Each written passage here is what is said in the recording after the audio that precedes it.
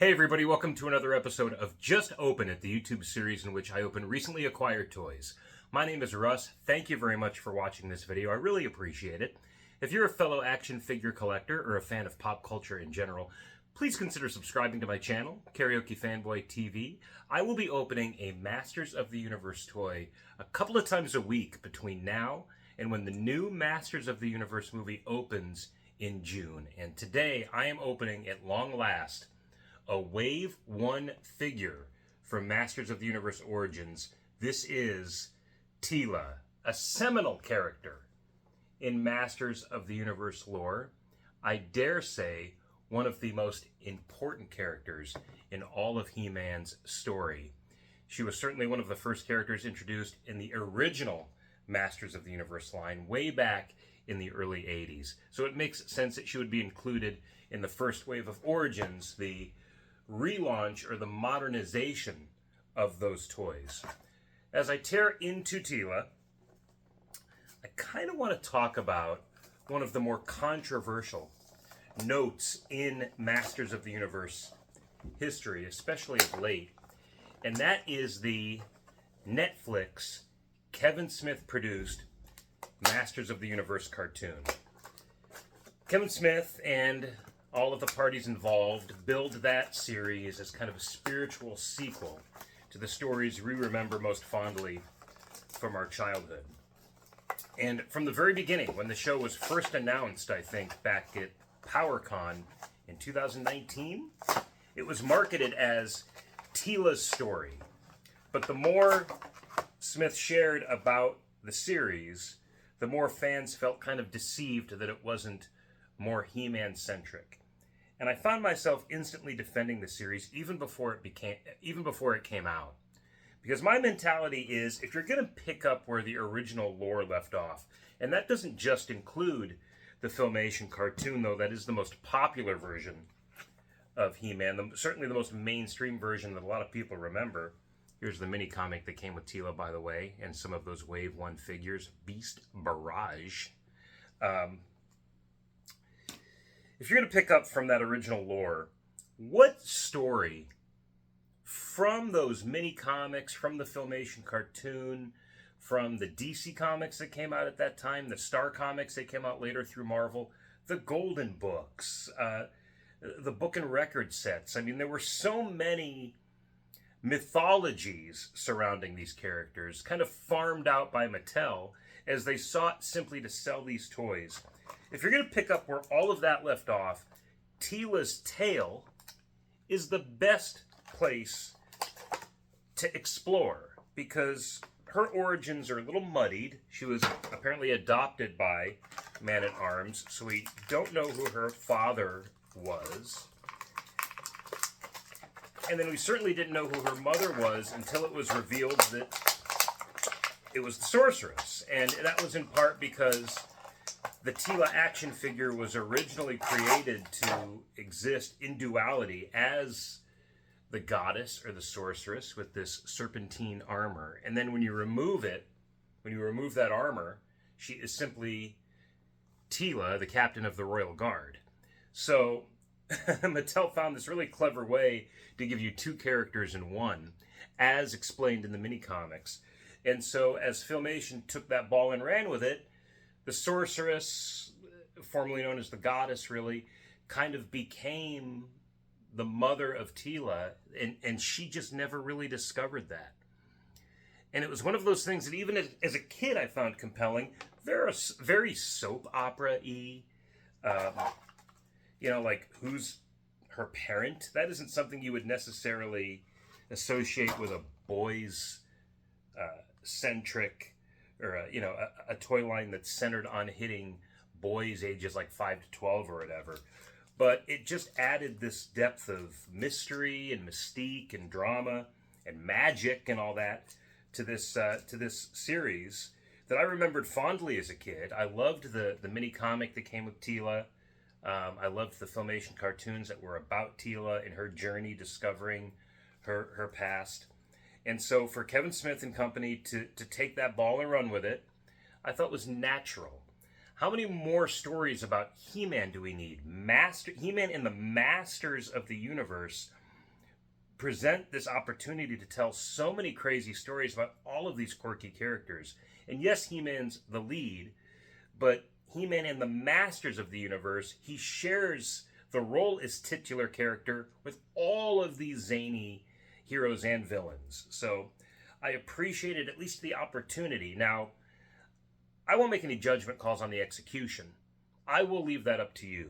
But the fact that the series was willing to go there in the first place was enough for me. Okay, here's an instant critique about the figure itself, getting to the matter at hand. This staff of hers is like so wrapped in plastic that it makes me wonder how fragile that is and how easy I'll be able to unravel it here on proverbial film.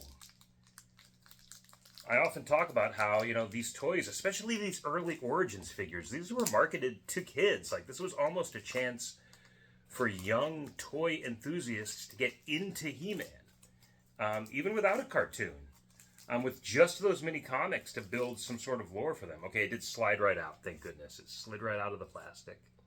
So I'm relieved that I didn't have to sit here and unravel it for you. But that would have been a very compelling video, no? But yeah, the playability of these figures is important, and I tie that into the accessibility of the figures as soon as you take them out of the package. So I'm going to put her staff in her hand and her shield in the other hand, and let's just see what she looks like here. I know she's going to look great. If Origins didn't make it past the first wave, at least they managed to get these core figures in.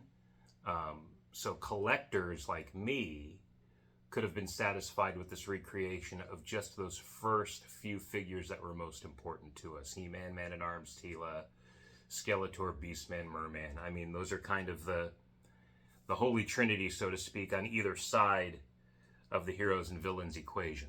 But there is the staff in her hand. Took a little work to get it in her hand, but man, she's been in the package for like 6 years now.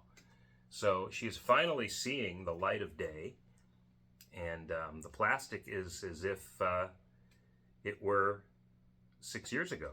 Very rigid and ready to be manipulated for my display.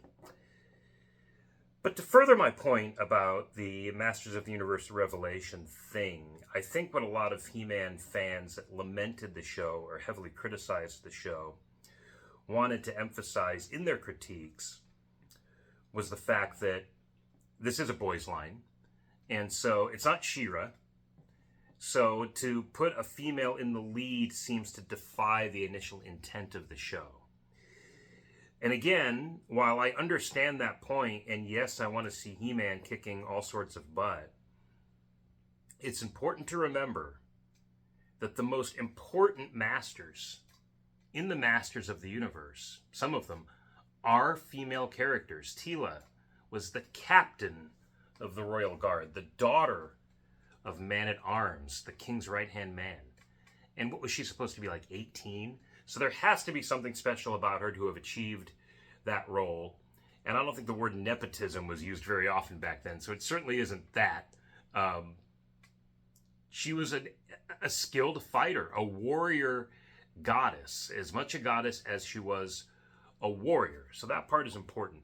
The keeper of the secrets of Castle Grayskull, the one that bestowed those powers of He-Man to Prince Adam, was a sorceress. A woman protected those secrets. It wasn't a wizard. It wasn't a warlock. It wasn't a cosmic enforcer like Zodak. It was a sorceress. And then, of course, He-Man's mom, the queen, well, yeah, she's just a queen, but she's an astronaut from Earth, which in the 80s was a very prestigious title. It doesn't mean that doesn't have the weight in youth culture now as it did then. I mean, what do you want to be when you grow up? Astronaut was a very common answer to that question.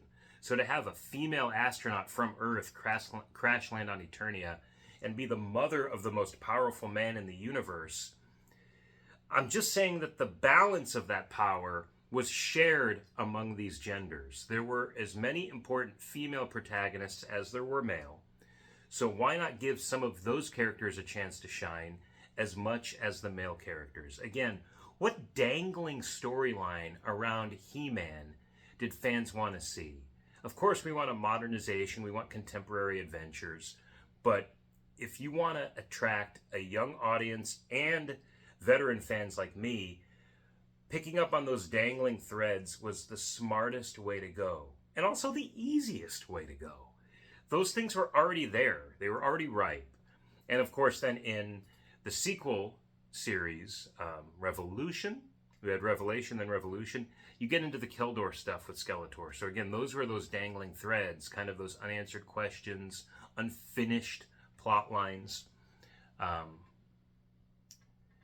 And opening Teela, as I have done today, kind of refreshes that argument in my mind, and that's why I'm emphasizing it so much. This is a 6-year-old action figure. There are probably dozens, if not hundreds of videos reviewing her at this point. But I did need to just open her, and I'm glad that I have, so I could put her on my shelf.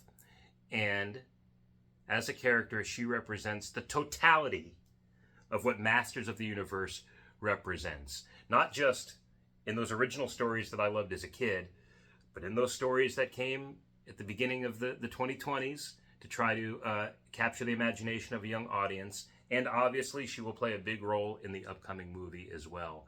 I think, as we've seen from the trailer, as Adam's guide back to Eternia from Earth, she will have an amazing fight scene with Eva Lynn, I believe we've seen a tease of. And I'm looking forward to seeing that as much as the battle between He-Man and Skeletor, because she is, and always will be, one of the masters of the universe.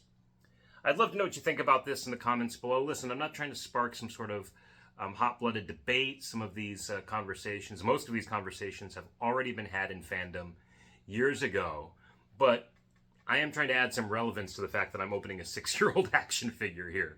And maybe picking at those scabs a little bit is the best way to do that. Her relevance in He-Man lore is undisputed as far as I'm concerned. So opening her now and always will be a very important part of celebrating this franchise. If you liked this commentary and you'd like to know more about the comics and zines that I make, I do self-publish comics as a cartoonist based in Phoenix, Arizona. You can follow me on Instagram at AmazingAZComics. That's AmazingAZComics. Until next time, when I grab another unopened Masters of the Universe toy from the pile here in my living room and I tell myself, you know what? Just open it. I'll catch you next time.